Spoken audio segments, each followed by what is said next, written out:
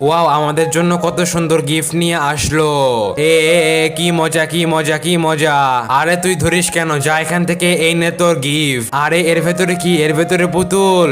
আমাকে এই পুতুল দিল, রাজুকে কি যে দিবে। এই নে রাজু, দেখ তোর জন্য কত সুন্দর গিফট।